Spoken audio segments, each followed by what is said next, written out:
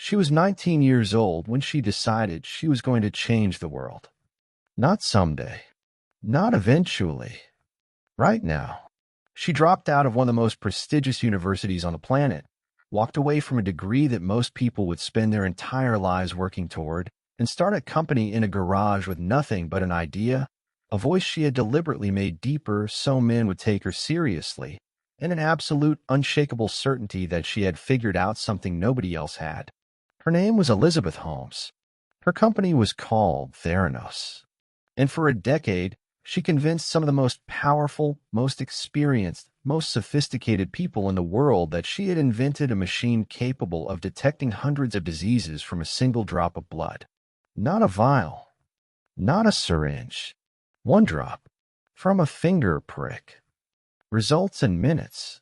A revolution in medicine. Then a fear around blood tests. A technology that would save millions of lives. The board of directors she assembled to validate her vision included two former secretaries of state, a former secretary of defense, a former Senate majority leader, and some of the wealthiest investors in the history of Silicon Valley. They gave her nearly $1 billion. Forbes put her on the cover and called her the youngest self-made female billionaire in history. She was compared to Steve Jobs. She was compared to Thomas Edison. She wore the same black turtleneck every single day and looked into television cameras with wide, unblinking eyes and told the world that what she had built was going to save lives. There was just one problem. The machine did not work. Not partially. Not almost. It did not work at all. The technology she had been describing to investors, to regulators, to the media, and to the patients whose lives depended on its accuracy had never existed outside the imagination of a 19-year-old dropout who had decided, somewhere along the way, that the difference between having a world-changing idea and having a world-changing product was a detail she could sort out later. And while she sorted it out later, real people received false diagnoses. Real patients were told they had HIV when they did not. Real patients were told cancer markers were normal when they were not. Real people made real medical decisions based on results produced by a machine that its own scientists knew was fundamentally broken and had been for years. This is the complete story of Elizabeth Holmes and Theranos. It is a story about ambition, about fraud, about the extraordinary willingness of brilliant people to believe what they want to believe. And it ends in a prison cell that Elizabeth Holmes is now confirmed to occupy for the next decade, after a federal appeals court rejected her final attempt to overturn her conviction in February 2025. She is 42 years old. She has 2 young children. And she is serving an 11-year sentence for one of the most audacious frauds in the history of American business. Let us go back to the beginning. Elizabeth Holmes was born in Washington, D.C. in 1984 into a family with deep connections to power and public service. Her great-great-great-grandfather had co-founded a major American company. Her father worked at Enron before its collapse, and then at various government agencies.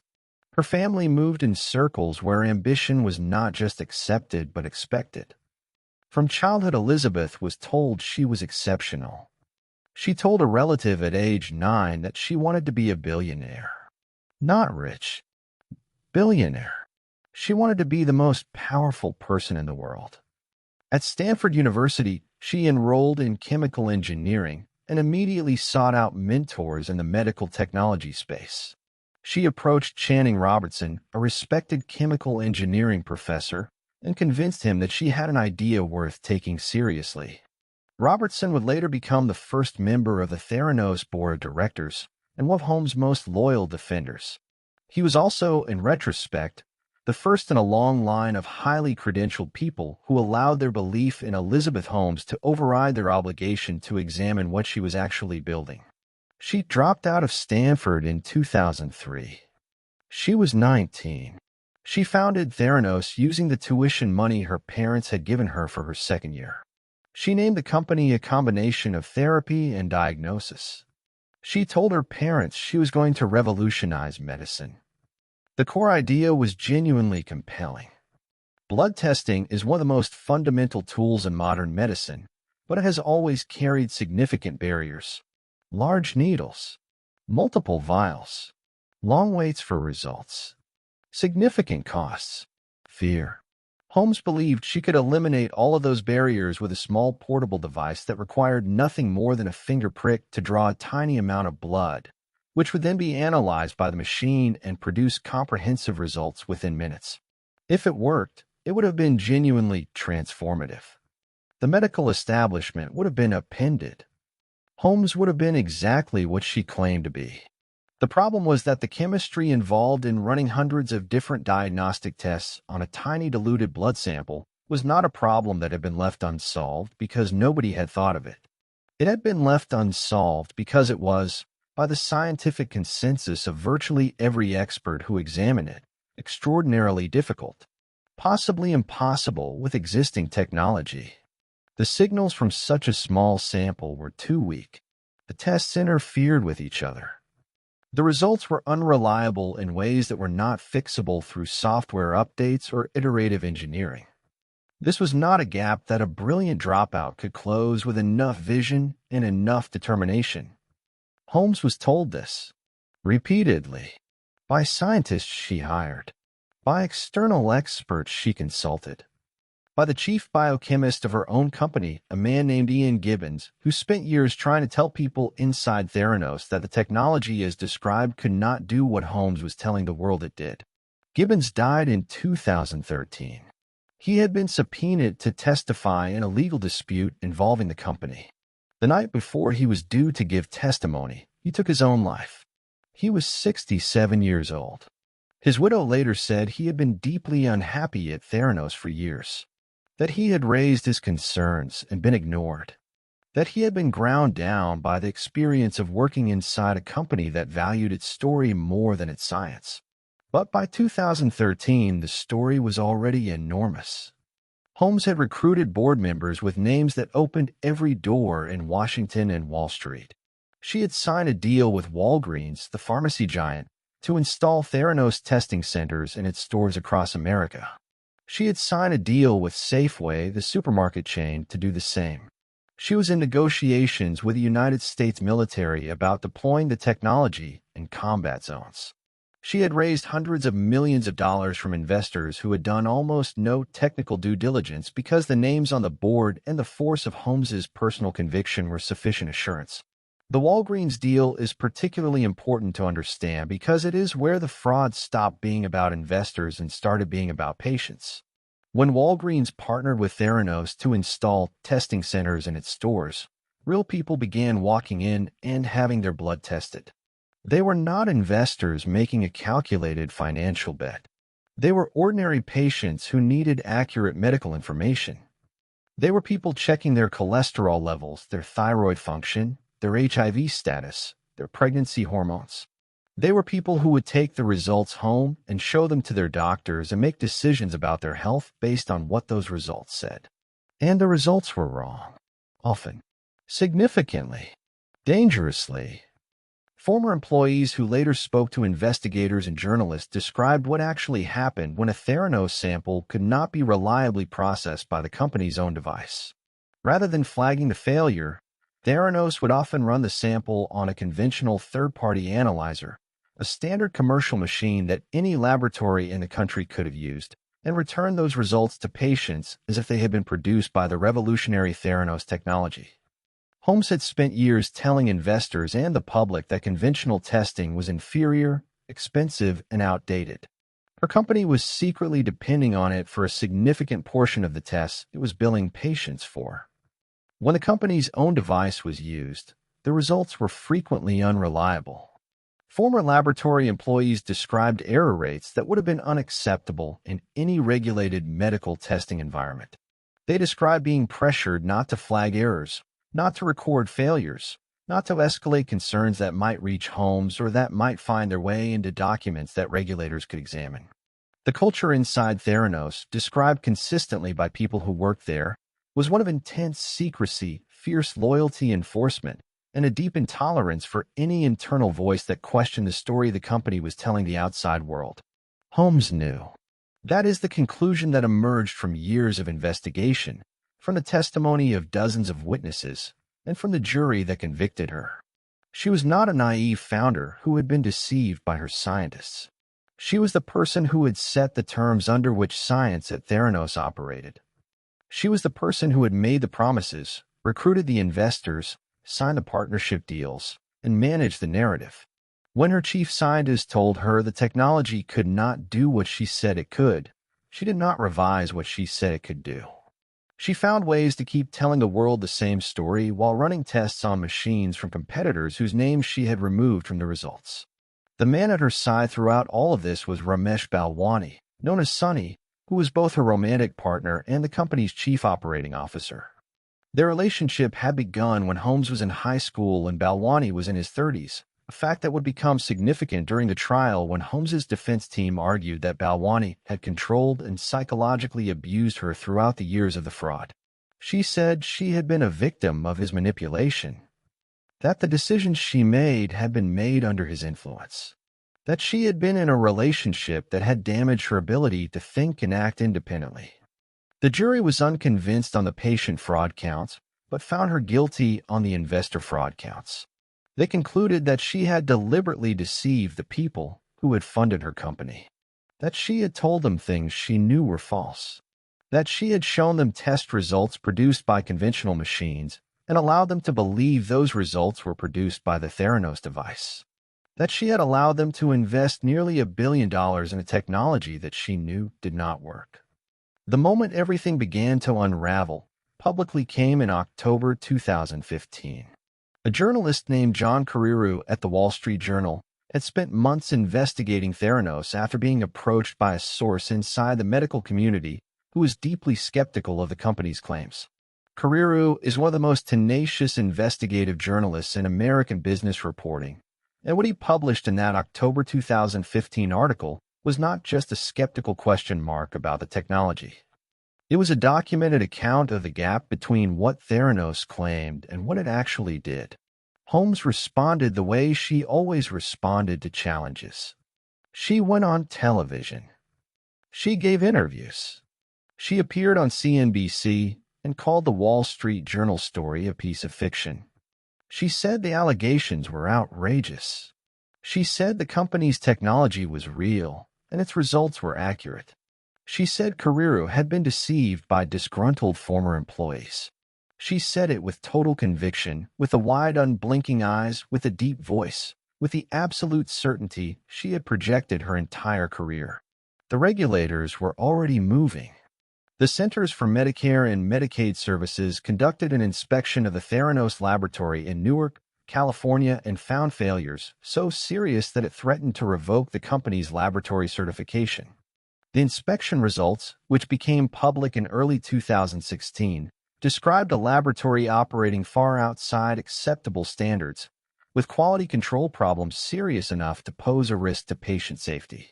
In July 2016, federal regulators banned Holmes from operating any medical laboratory for 2 years and fined the company nearly $500,000. Theranos voided 2 years of test results. Hundreds of thousands of patients received letters telling them their previous test results might have been inaccurate and that they should consult their doctors. The Walgreens partnership was terminated. The Safeway partnership, which had been preparing to launch, was scrapped. The company that had been valued at $9 billion began to disintegrate. In March 2018, the Securities and Exchange Commission charged Holmes and Balwani with fraud.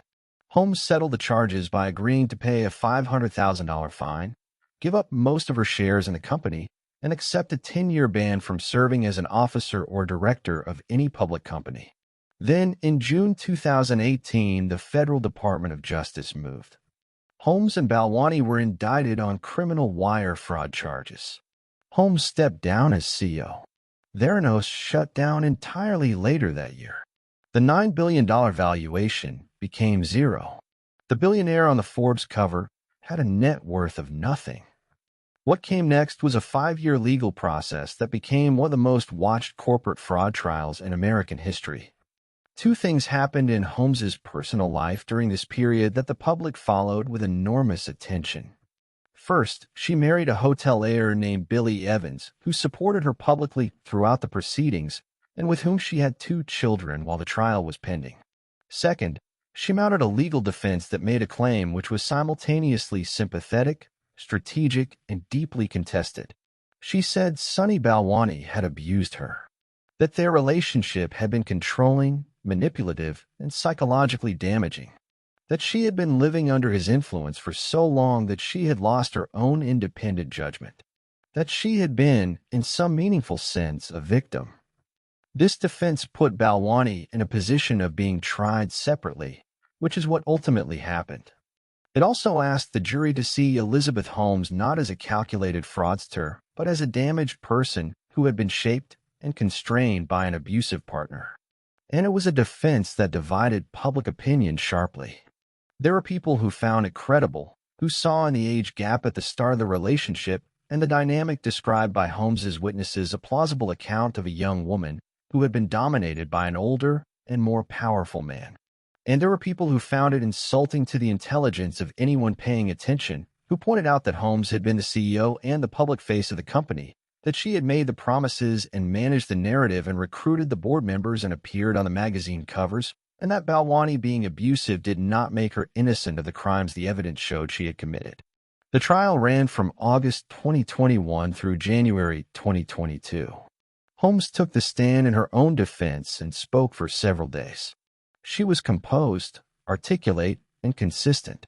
She acknowledged that Theranos had failed, but insisted that she had always believed in the technology and had never intended to deceive anyone. She said she had been doing her best with what she had. She said the failure of Theranos was a business failure, not a criminal one. On January 3, 2022, the jury returned its verdict. Guilty on 4 counts of wire fraud and conspiracy to defraud investors. Not guilty on 4 counts related to defrauding patients. Hung on 3 remaining counts. The not guilty verdict on patient fraud was the detail that caused the most public confusion and outrage. The patients who had received inaccurate results, who had made medical decisions based on them, who had been told their HIV status or their cancer markers or their pregnancy hormones based on tests a laboratory had described as revolutionary and accurate when they were neither, those patients were told by the verdict that what happened to them was not a crime for which Holmes would be held responsible. In November 2022, Holmes was sentenced to 11 years and 3 months in federal prison. She reported to a minimum security federal prison camp in Bryan, Texas in May 2023. Balwani was separately sentenced to nearly 13 years. Then, in February 2025, the last legal door closed. Holmes and Balwani had appealed their convictions, arguing that legal errors during their separate trials had denied them a fair process. A 3-judge federal appeals panel examined those arguments in a 54-page ruling and rejected every one of them. The convictions stood. The sentences stood.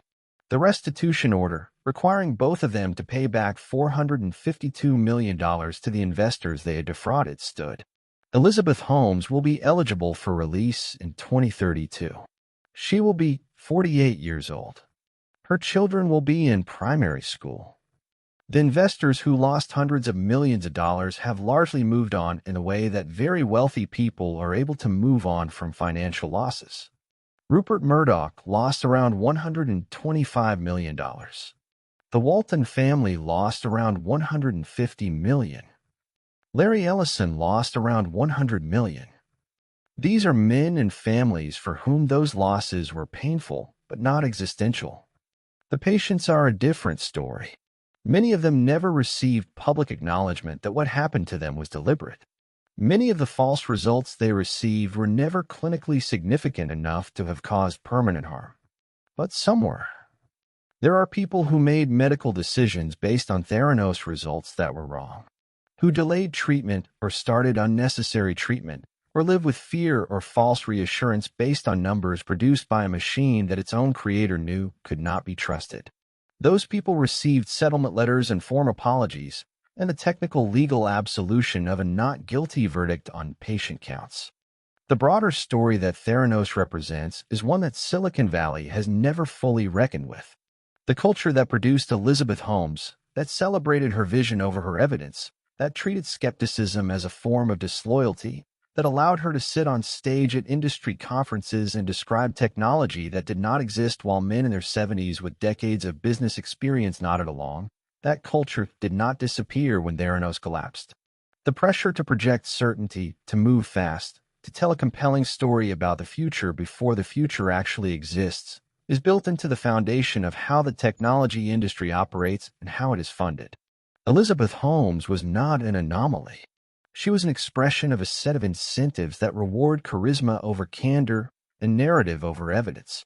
The difference between her and other Silicon Valley founders who overpromised and underdelivered is that her product was not a social media platform or a ride-sharing app. Her product was a medical test. And when medical tests are wrong, people can die. She understood that from the beginning. She chose to continue anyway. That is not a business failure. That is what the jury said it was. It is fraud. She is in prison. The appeals are exhausted. And the machine that was going to change medicine forever, that was going to save millions of lives, that was going to make its creator the most important person in the history of healthcare, sits in a federal evidence archive somewhere, collecting dust, having never reliably told a single person the truth about their own blood.